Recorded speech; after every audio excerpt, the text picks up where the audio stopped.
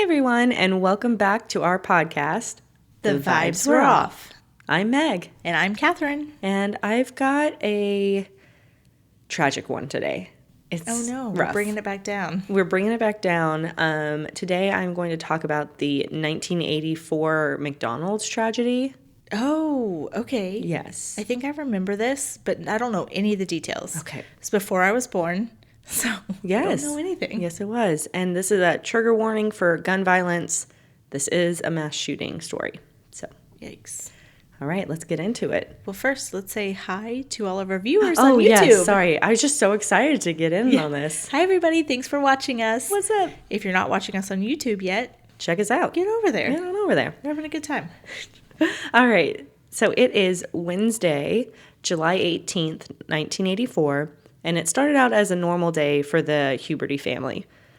James, his wife Etna, and their two daughters started the day at a courthouse. So James was there to dispute a traffic ticket that he had received. This is a normal day for them? Yeah. No, fairly normal. Okay. Yeah. They had moved to San Ysidro, California. Okay. It's like in the San Diego area recently, and he claimed that he didn't know that he had parked illegally, and he was able to get the ticket dismissed. I mean, that's fair. He just moved, right? He probably had no idea. Yeah. I mean, they had been there for a little bit, but like a couple months. But they were still fairly new to the area. And then the family went and had lunch at McDonald's. After that, don't worry, we're not in the McDonald's yet. After that, they went to the zoo and returned home. So the zoo after court. Yeah. What court, a day. McDonald's zoo. After returning home a little while later, Etna was taking a nap in her bedroom when James walked into the bedroom with a few of his guns and some ammo, telling her that he was going to go hunting for humans. Wait, this is not where I thought the story was going. I got you in the first half. She got me. Wait, because I was like, we went to McDonald's and now we're at the zoo, so nothing bad happened. Right. Everything's fine. There's not... So he told his wife he was going to go hunt humans? He said, I'm going hunting for humans. And she was just like, cool, see you later. Mm-hmm. And then he drove half a block from his apartment where his family lived, walked into a McDonald's, and opened fire. Wait, was this the same McDonald's they went to after court? I think it was a different McDonald's. Wow. But kind of weird. What happened? That he had lunch at McDonald's and then he went back to a McDonald's that night. Something happened to the McDonald's for lunch. Yeah. I don't know what it was, the sauce policy or something. Well, we'll get into it. Oh, gosh. Okay. Yeah. So I want to tell this story from the perspective of some of our survivors, because, we're all about our survivors here. And I want to start with Miguel Rosario. So he was the first responding officer to the scene. Miguel got a call from dispatch that a little girl had been shot. The 911 call came from the post office next to the McDonald's. I'm sorry, what time of night was this? Oh, I'll get into the timeline. But we're in like 4 o'clock. Okay, this is not like 10 o'clock at night. No. Okay. Yeah, still light outside. Okay. So when he arrived, he parked near the post office because all he knew was that there was a little girl who had been shot near the McDonald's, but she was in the post office because she had been brought over to the post office. So he thought maybe there had been some type of disturbance and maybe she got caught in the middle of it by accident, like in the parking lot. So he had no idea that there was an active shooter in the McDonald's when he arrived. Oh, that's scary. Yeah. Wow. So when he exited his vehicle to enter the post office, he noticed some commotion around the McDonald's. People were running for cover, and everyone was looking towards the McDonald's. As Miguel shifted his attention towards the McDonald's, he saw the shooter, James Huberty, stepping outside with his long barrel Uzi pointed at Miguel. Run, Miguel, run! As the shooter opened fire, Miguel took cover behind a truck and called in the situation to dispatch at 4:10 p.m. Yeah, because now it's, Yeah. the whole other issue. The timeline is pretty important here, so I'm going to try and give timestamps as often as I can.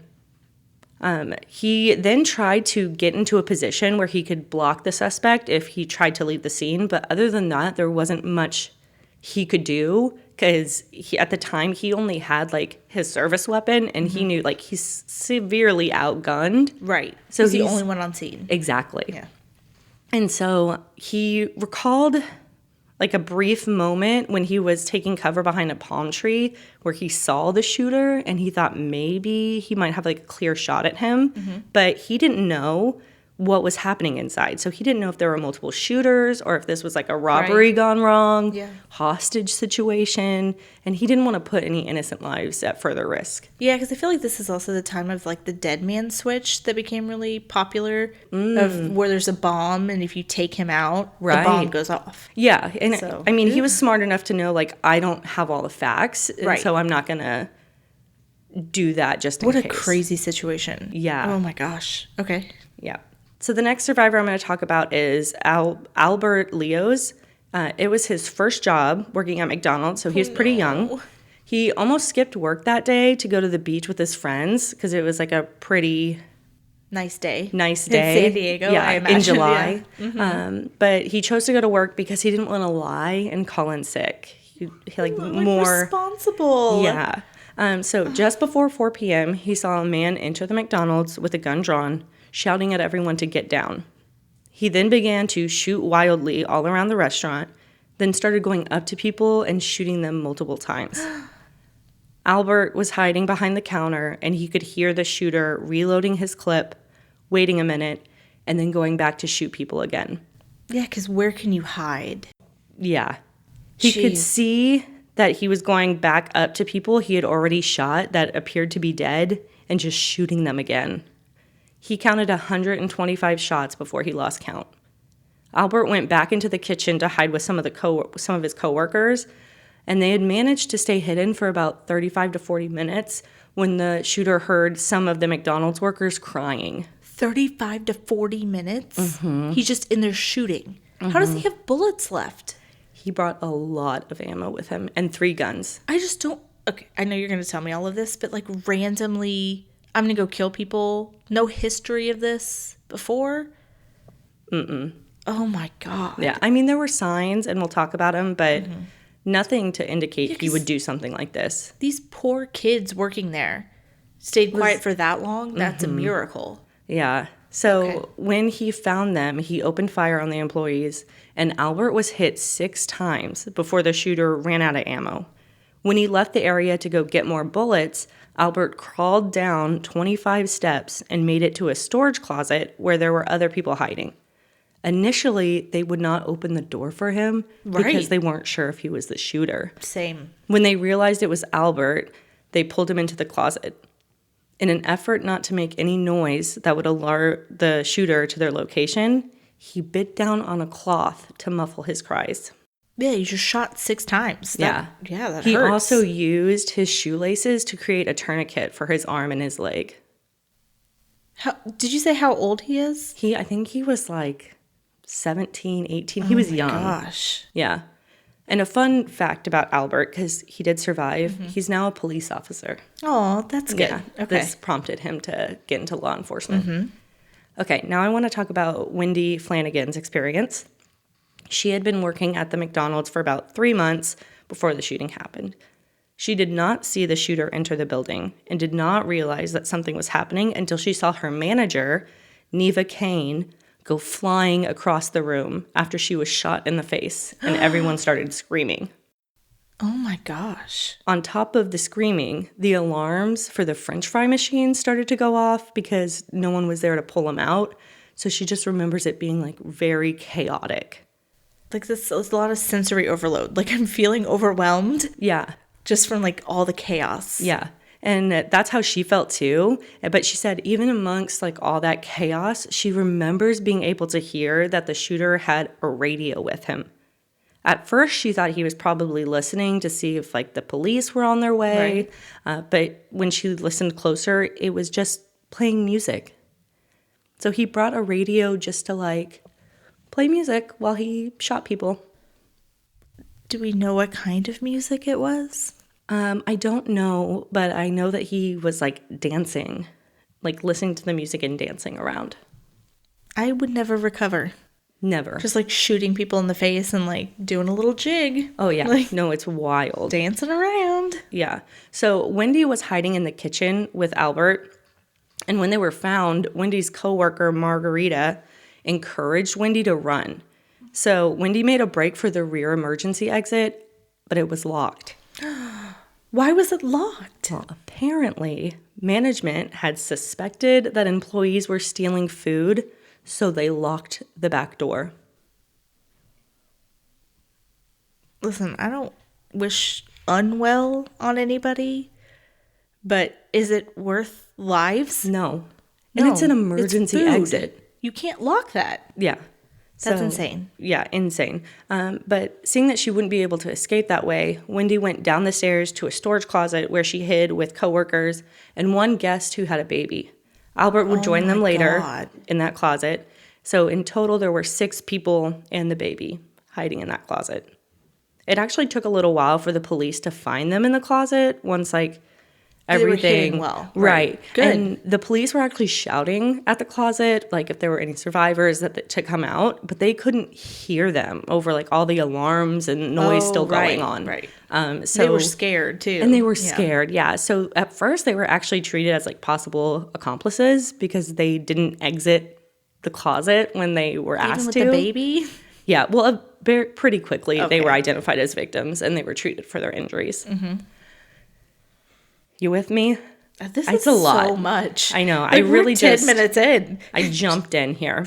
I was at the court and the zoo with the penguins, and everybody was happy. Chaos. And chaos, yeah. Yeah. So now this one is going to hurt you, just as a mother. So this is Maria Leticia Rivera. She was having an early dinner with her husband and 2 daughters, ages 1 and 4. Her 4-year-old was playing in the play place. Mm-hmm. You remember the play places? No, they don't have those anymore. They don't really have them anymore. Because my kids always want to go. They're like, take us to the one with the play place. I'm like, they remodeled. I know. I used to love those things. Yeah. Oh, it's a lot of germs, though. That's probably why they got rid of them. Yeah. I think COVID kind of killed them for good. I think so. But when the shooting started, Maria saw him shooting towards the playground, so she ran to get her 4-year-old. She actually left her 1-year-old at the table to go and get her 4-year-old. But then when she got back, she grabbed both of them and they hid under the table. Her husband, Victor, had approached the shooter and he was attempting to talk him down.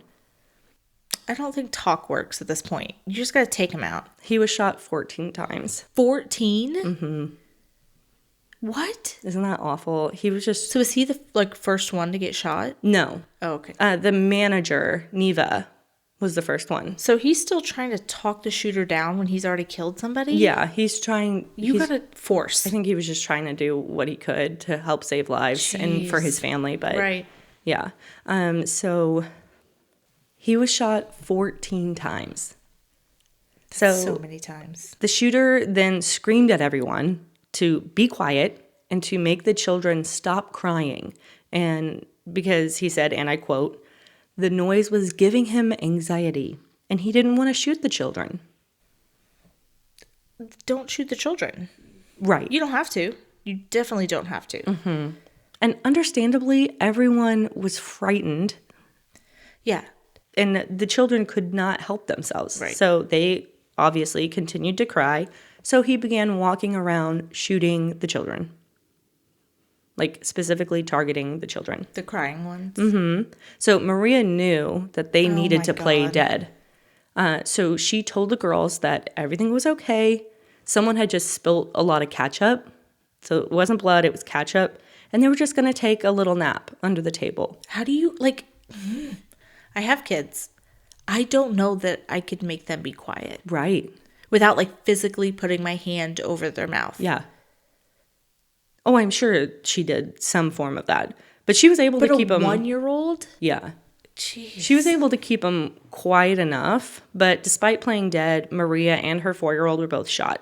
Luckily, Maria and her 2 daughters survived. Oh, thank God. Yeah. Okay. All right, we're jumping people again. Oh, my God. We're going to talk about Keith Thomas. He was 12 years old and at McDonald's with his best friend, Mateo, and Mateo's parents, Ronald and Blythe. They were sitting at the back of the restaurant when the shooter entered. Keith was shot twice before he realized what was happening. He was shot, I think, in the arm. And right after that, they went to go hide under the table. Okay. So Ronald was shielding Keith while Blythe was covering Mateo. Okay. So both the parents were trying to shield the boys. Keith remembers being able to see the shooter's boots as he walked by shooting people. And Ronald was shot 7 times protecting Keith, but miraculously survived. Wow. Yeah. So, yeah, I mean, but good on those parents. Yeah. Because, same. Right. Shoot me as many times as you want. Don't hit my kid. Yeah, and especially for Ronald to, cover somebody else's child. Yeah, but absolutely. Same. His instinct could have been to help his wife cover his own child. Right. But he didn't. And it actually turned out Ronald and Keith survived, but Mateo and his mom Blythe did not. Oh, no. Yeah. So. Wow. Yeah. Okay. Yep. And I'll talk about Ronald a little bit later and what happened to him. So, okay. Next survivor, Joshua Coleman, was 11 years old and out with his friends David and Omar. They were actually across the parking lot at a donut shop when they decided they would ride their bikes over to the McDonald's. While they were riding across the lot, Joshua saw some people waving and shouting at them, but he couldn't hear what they were saying. So they walked inside? So before they could figure out what they were warning them of, that they were warning them of a shooter, Joshua was hit twice in the arm. Oh my gosh. So they didn't even make it into the building. Okay. They're still on their bikes outside. Omar was shot in the back and David was shot in the chest. As Joshua laid on the pavement pretending to be dead, someone from the donut shop called the police and reported that the 3 boys had been shot. Okay. As Joshua laid there for over an hour, he had to witness his friend David and Omar die. He also witnessed an elderly couple approach the restaurant. Oh, no. Unable to warn them of the danger inside, Ada and Miguel Victoria exited their vehicle, unaware of the pandemonium happening around them. Ada was shot before they reached the door. As Miguel caught his wife, he looked up and cursed at the shooter just before he was shot to death. So they didn't even make it into the building. So both of them died? Yes. Oh, no. And keep in mind, we're still pretty much in the first 10 minutes of all this. No police yet. They're getting there. Yeah, I'll talk more about the timeline. Okay. Yeah. Okay. Now let's talk about Marcela Duarte. She was walking up to the McDonald's with her husband and her 8-month-old daughter at 4:05 p.m. Okay. Her husband, Alfonso, actually noticed that the windows were shattered, but he thought maybe they were just doing some construction. Okay. Yeah. I guess it all happened so quickly. When you don't expect a shooter at a McDonald's. And there's no police around yet. Right. So you don't know that something's happening. But Marcela was holding her daughter when she felt something like a bomb go off in her face. She didn't realize it yet, but she had been shot several times. One of those shots hitting her in the eye. She's shot in her face? And she's face. Oh, what was that? She said it felt like a bomb going off. Oh my gosh. Yeah. Knowing her daughter was in danger and that she was injured, she handed her daughter to her husband, who ran for cover. Her husband ran towards the post office, but she ran the other way. When she saw just how much she was bleeding, she realized she had also been shot in the stomach. She eventually made it over to where her husband was, near the post office, but he no longer had their child. What? Mm-hmm. Where? Marcela didn't know it at the time, but her husband, Alfonso, and baby Carla had also been shot. Alfonso gave Carla to a woman so she could take her to get help. Oh my God. Mm-hmm. This kind stranger found a police officer who immediately sprung into action. The woman held pressure on some of baby Carla's wounds while the police officer... There's more than one? Mm-hmm. In this baby? Yeah. And the police officer drove one-handed so that he could perform first aid on her while they're on their way to the hospital. Carla was shot several times in the head, back, and stomach. She underwent surgery to remove over 30 pieces of shrapnel from her body. But to everyone's surprise, she survived. Okay. which is a miracle. Yeah. And Marcella and Alfonso also survived. She survived being shot in the eye So and stomach? She did lose her eye, and she had to have many reconstructive surgeries to her face, but she survived. Wow. And also what was kind of crazy is that the three of them were separated for over 2 weeks because they were all taken to different hospitals.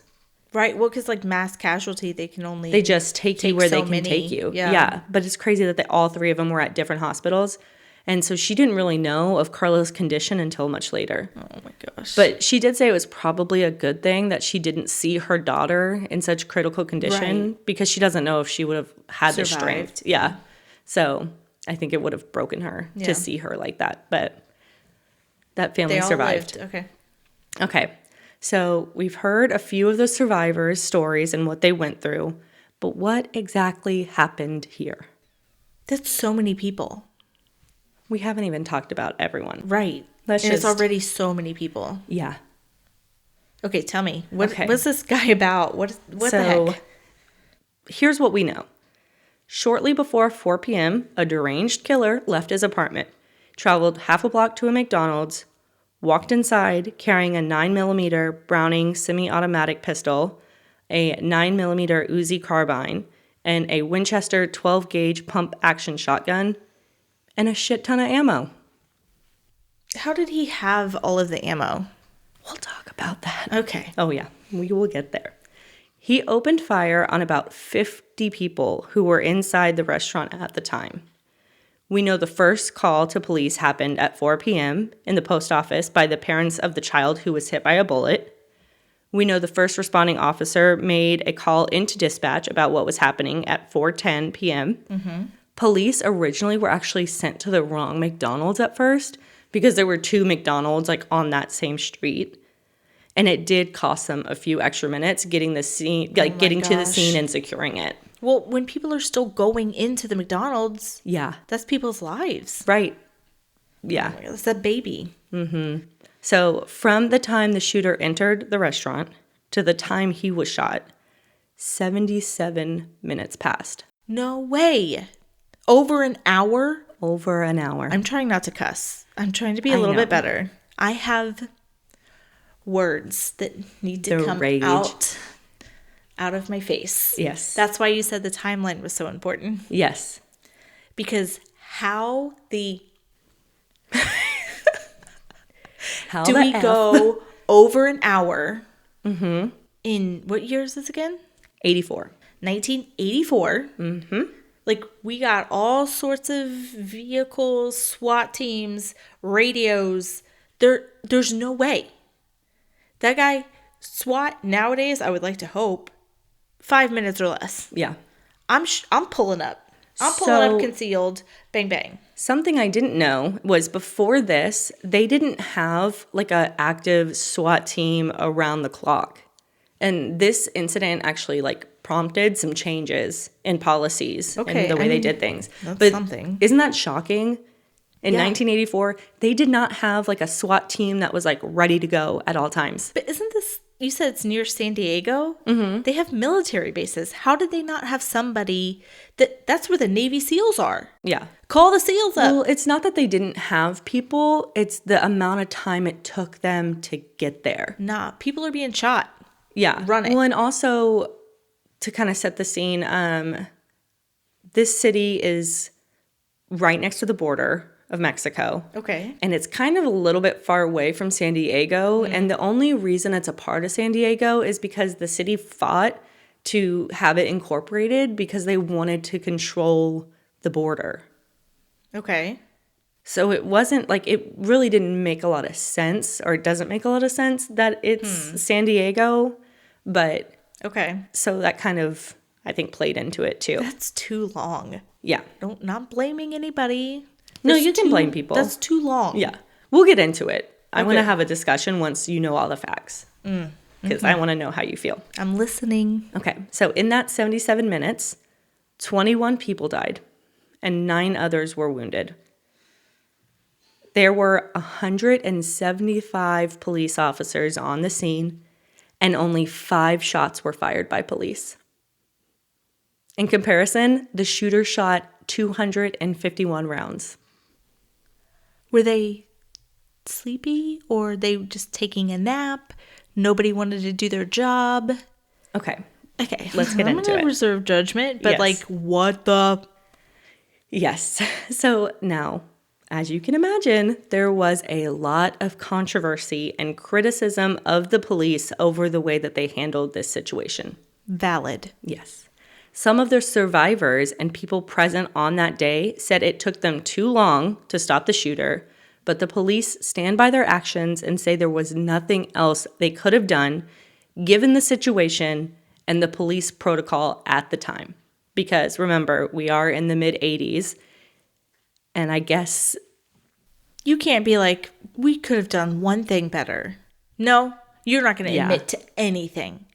Like, nope, wouldn't change a single thing, still would do it the same way. I mean, there's been interviews, and they say, you know, okay, looking back and knowing what we know now, yes, of course, maybe things would have been different. Okay. But you can't, I think it was one of, like, the SWAT people or something in an interview, but he was like, but you can't do that to yourself because there's no way that we could have known what the situation was. Yeah. We'll get into it a little more. Like, if that's how you have to sleep at night, cool. Yeah. Because that's what that sounds like. You definitely could have done better. Yeah. Hope your pillow was fucking warm. Jerry Sanders was the SWAT commander at the time and was at a police seminar giving a presentation. Is it too early to say I hate Jerry? Just reserve. Okay. You can tell me how you feel at the end. Sure. So his beeper actually wasn't working for some reason, and he was notified by some of the other policemen at the seminar. Jerry. Yeah. And charge your beeper. What are we doing? You're the head guy. Well, he said something was wrong with it. So we didn't want to get it fixed? So he knew something was wrong with it? I don't know. I'm not sure. I know, you're I need to livid. calm down. Calm down. It's like that meme. Like, I'm an adult. I need to calm down. Everything's fine. I'm okay. So because of this, he wasn't notified. Keep in mind, the SWAT commander of San Diego was not notified until 30 minutes into the shooting. I'm giving 2 big thumbs down. Yeah. I don't know if you heard me. I said it pretty loudly. 30 minutes into the shooting before SWAT even knew about it. No. So in addition to that, he also got caught in rush hour traffic because they're in San Diego. He got caught. He didn't have like a little woo-woo, get out of my way siren. I mean, he probably did, but it probably still, I mean, it's a major city. Okay, PSA for everybody right now. If you see an ambulance or a police car behind you, move. Your life is not going anywhere. You don't know what they're responding to. Get out of the way. Get out of the way. I dealt with that when I was in EMT. Mm-hmm. We would be lights and sirens, somebody dying in the back, and people would just be like, yeah. Oh, let me take my time. Oh my gosh. Or like the ones who are like, well, I'm in the left, I need to turn left, and that's where I'm at. I can't move. Get out of the way. I don't care if you have to go U-turn somewhere else to get back on the way you were going. Your little minor inconvenience is not worth a person's life. Get out of the way. Move, and then the folks would come like right behind and tailgate us. Oh, that's the worst. I'm like, who do you think you are? Right. Are you Bill Gates? Like, what is happening? Get out of the way. Yep. So, yeah, just Terrible move to the right, everybody. Yeah, just get out of the way. Whatever you got to do. Yes. Okay, but we're 30 minutes in traffic with this loser. Yeah. With a broken beeper. 30 minutes into the shooting, and now he's on his way. Oh, excuse me. Traffic. So we're further then. So he said the situation was difficult for a few reasons.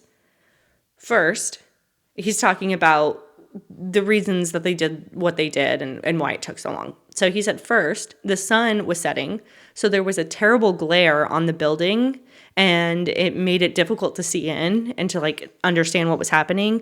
And he also said because of all the shots fired, most of the windows were like spidered. So it was really hard to see. Somebody's gonna go the fuck in there. Well, that wasn't their protocol. What do you mean that's not your protocol? At the time. And the sun was a little owie in your eyes? Well, no, they're just saying like they couldn't get a good view of what was happening inside due to those things. So There's babies being shot. Go in. Again, his point is they don't know what's happening inside because they can't see. I know you're doing the good cop right now. I know. I am too angry to listen to reason. Okay. I have no reason left in me. I'm just mad. Well, you're like the majority of the citizens of this city. So the second, he said, it was pretty impossible for police to advance on the building because of the layout of the parking lot. There was literally nowhere for them to take cover trying to get to the building. And he was heavily armed and obviously had a lot of ammo. So they would have just been shot and killed. Did they not trying have to advance? the SWAT, like, you know, those big, like, SWAT SUV things? They didn't have one of those? That's a good question. Okay.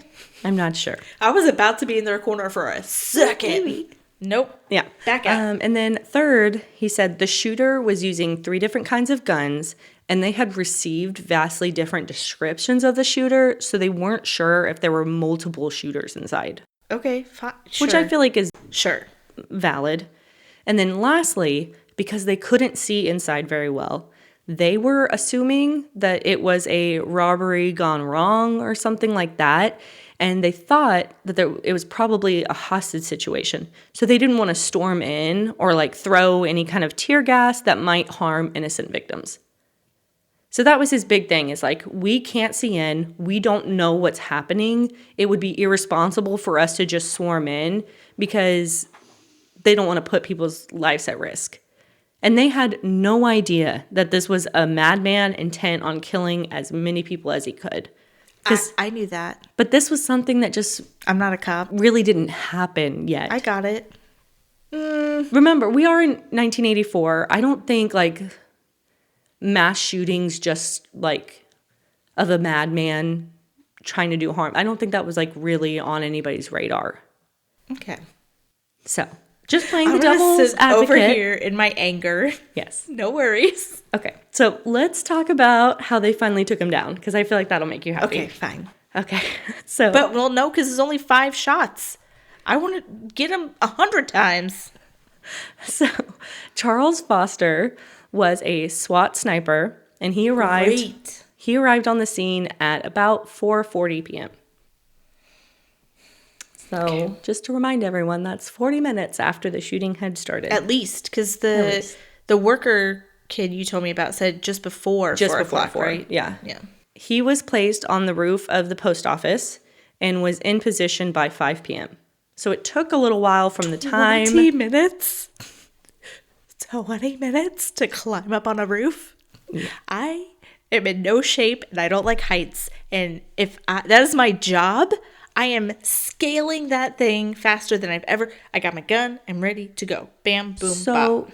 they were not really allowed to do anything without the SWAT commander's okay. He's stuck in traffic. Oh my God. Yeah. I laugh when I'm angry and sad and She's so happy and all of the emotions. Yep. I just default to laughter.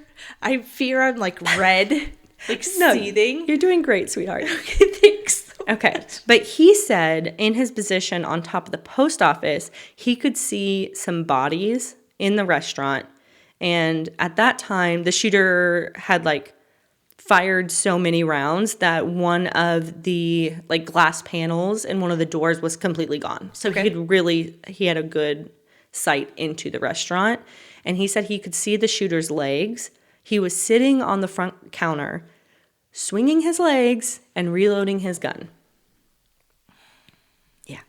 The way I would kneecap that motherfucker so fast. Well, again, they're trained. You don't take the shot unless you've got the shot.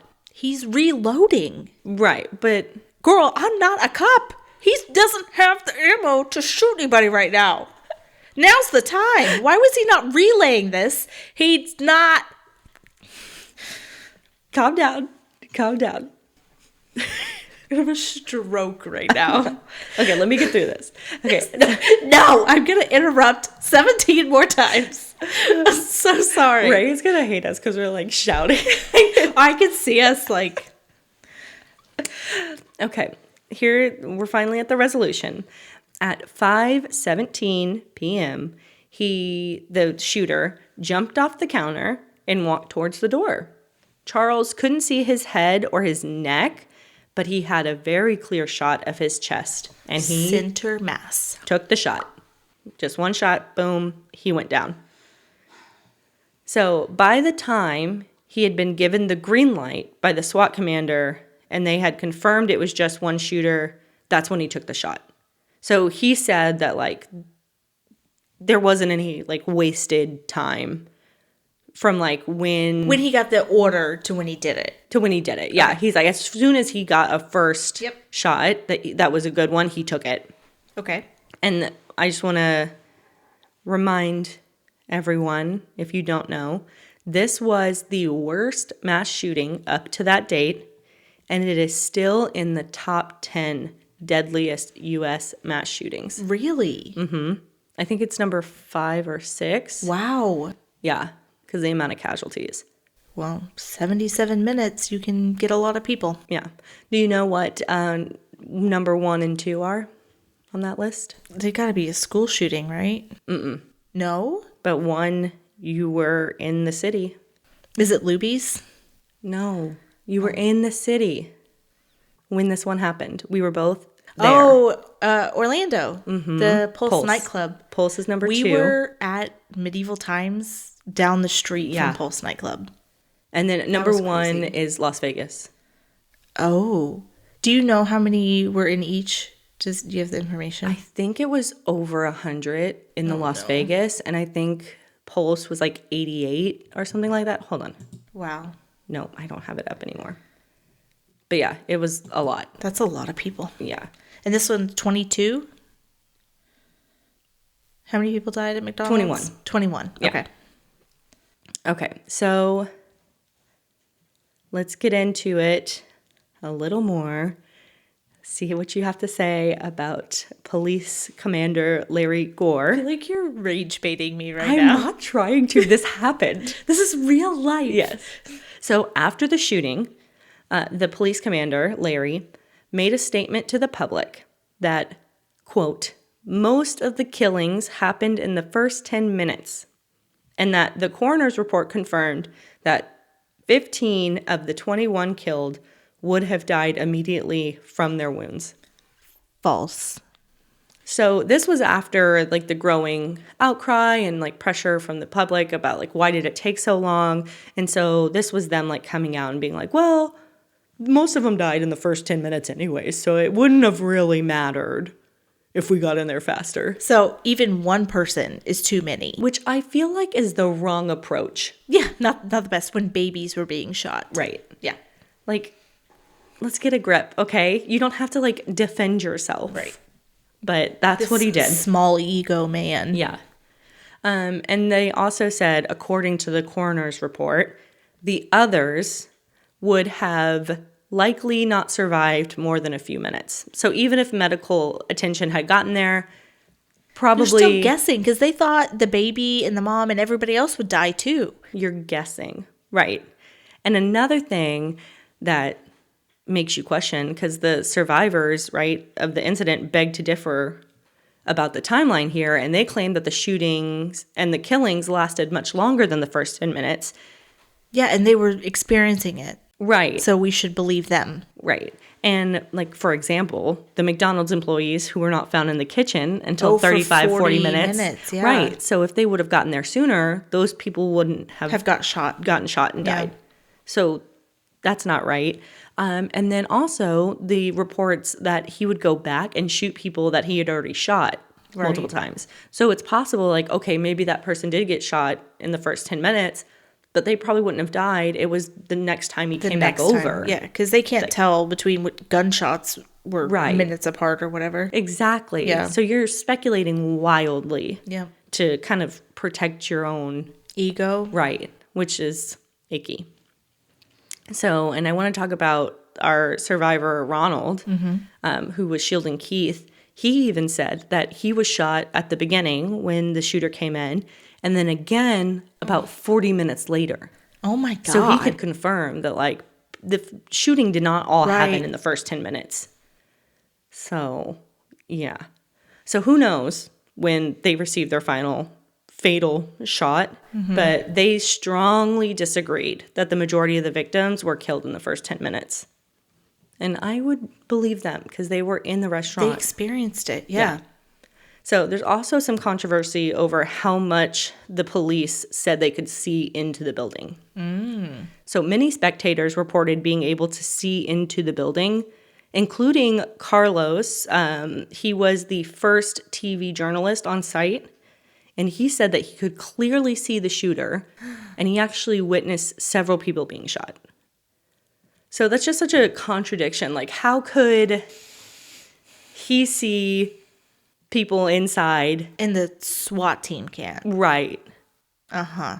Yeah. And there's also reports, and it's confirmed, that the SWAT commander didn't arrive until after 5 p.m. So, yeah. Yikes. And then there was also, I don't know if this was ever confirmed, but there was speculation that he called off a green light to take out the shooter, which delayed people getting inside. Why would he do that? So it's actually interesting because I didn't really know what like a green light meant for SWAT, and they actually don't use this terminology anymore because it was confusing, and I think it like misled some people in this. So the green light just means that they have made sure that whoever the suspect is, that like it's safe to take them out. So like they could give the green light after they like confirm that there were no other shooters in the building. Green means go. Green, right. So it's like not a green light as in somebody has a shot. Oh, I see. Okay. But that they could take the shot if they saw it. So I think if he did like call off a green light, it might have been because he wasn't to the scene yet. And like it's his job to make sure that they have all the facts. Right. Before they go shooting people. Yep. So I don't know. I can kind of see both sides, but it's really difficult. Yeah.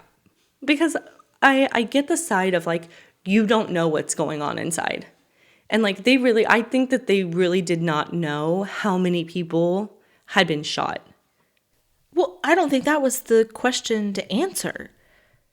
I think there's somebody shooting people. You take that person out. If there's another one, we'll deal with that later. Right. But what if there's another one in the back, and now that guy has been shot, he just takes out all the hostages? I mean, it feels like he was going to do that anyway. I know, but you don't, right? Just a little devil's advocate. Okay. Still don't like this guy. So the day after the shooting, the shooter's wife called the TV journalist, Carlos, to tell him her side of the story. Oh, I can't wait to hear this gem. Yeah.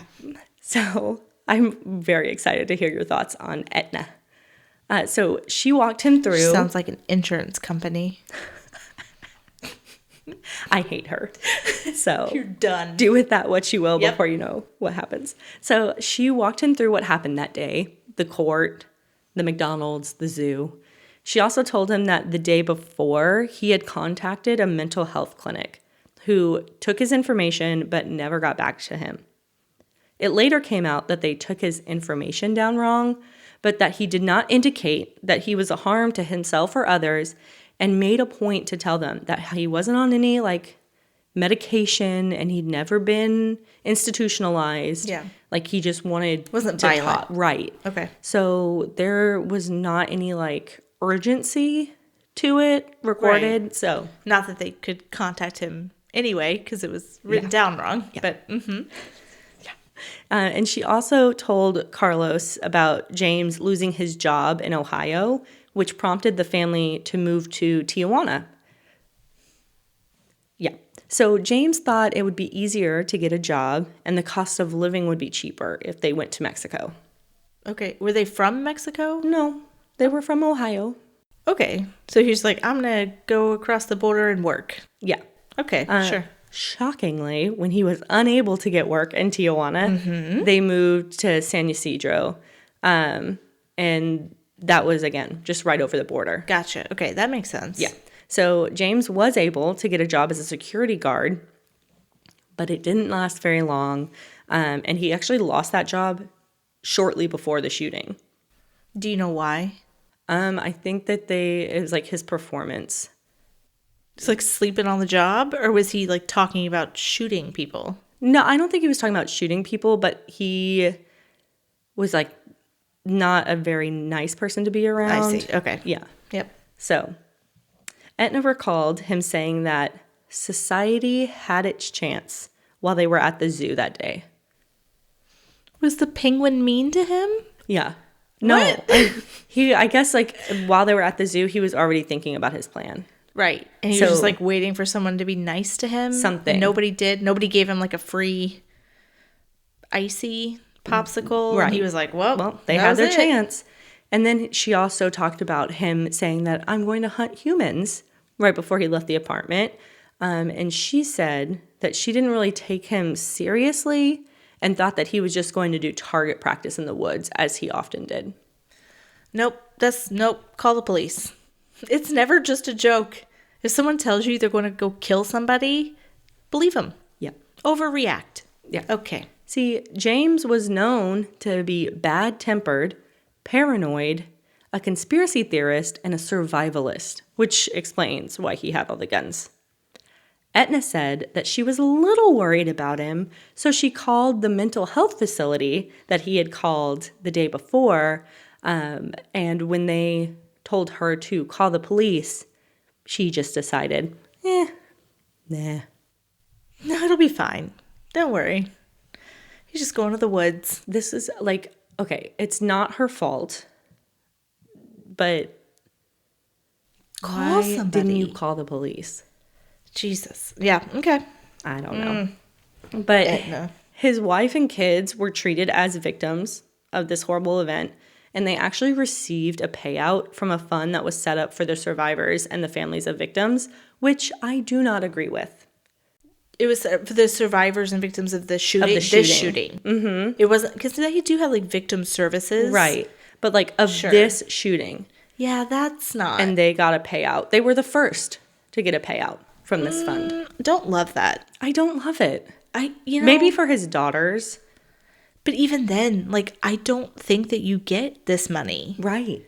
Because you're still connected, however badly, right? Yeah. To this human. This is not for you. But they like, said I know they were victims too. But the people who donated probably were not cool with that. Right. And I think McDonald's donated like $1 million or something to it. Wow. Yeah. So, but they did. Okay. But what irks me even more, you're going to lose your mind. Etna, little old Etna, had the audacity to sue McDonald's and James' previous employer in Ohio. You want to know how much she sued them for? No, listen, because I know it's ridiculous. I'm trying not to cuss as much. Okay. What is she thinking? I don't understand. Oh, I'll tell you what she was thinking. Oh my god. Okay. So- So wait, or can I just? It's in the millions. Take a breath. It's in the millions. I think that she sued McDonald's because they're like, oh, they got monopoly money, like $100 million. Not that crazy. Oh, why not go for Just it? a measly $5 million. But like, ma'am, he killed people, Lots of people. babies. And Do you you- understand? He killed babies. And he literally said to you, I'm going to hunt humans, and you did nothing. You did nothing But now you think you deserve $5 million from McDonald's on and top of the other money you already got. on top. Yeah. Okay. So she claimed Okay. that, and I don't know if I said this, but My blood pressure is so high right now. I know, I'm so sorry. gonna have a stroke. yeah. So I don't know if I Perfect. mentioned it, but in Ohio, he worked as a welder. James did before he was fired or maybe let go and when they moved. So she claimed that the combination of a poor diet and the fumes he was exposed to as a welder triggered her husband to go on his murder spree. Listen, The so angry. audible, like, disgust, like, I can't even describe the noise I made when I heard that. McDonald's serves billions of people every year. I was like, how is his poor diet McDonald's fault? That's the You only don't reason. have to eat at McDonald's. That was the only reason McDonald's was in this lawsuit. For his poor diet. Listen, so many people have tried to sue McDonald's. Remember Super Size Me? Remember that show? Yes. Which turned out to be a scam anyway. Fraud. Yeah, full fraud. He was an alcoholic the whole time. Yeah, crazy. Which is like, oh my God, crazy. What? Sorry, Yeah. that was very loud. Well, we probably have to cut that. That was so loud. Sorry. Go ahead. Tell me what happened with the lawsuits. Not surprisingly, she lost. Shocking. Shocking. So that McDonald's is now a community college, and there is a memorial that features 21 hexagonal granite pillars that vary in size to symbolize the different victims of the shooting. Oh. And there's also a documentary about this called 77 Minutes. It's very good, very infuriating.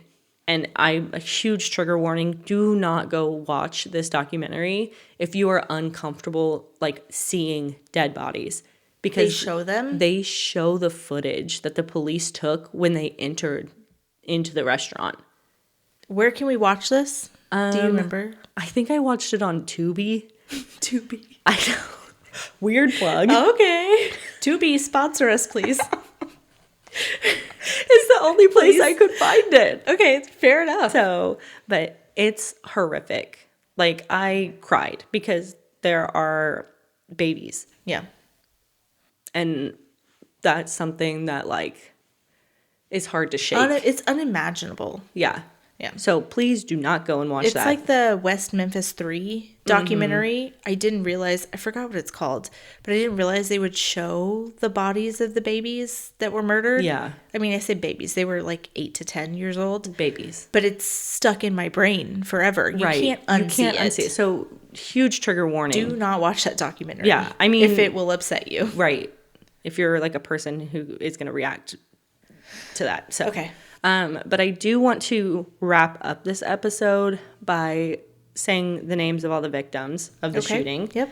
Because, again, they That's deserve... something we like to do to make sure they each get their moment of remembrance. Yes.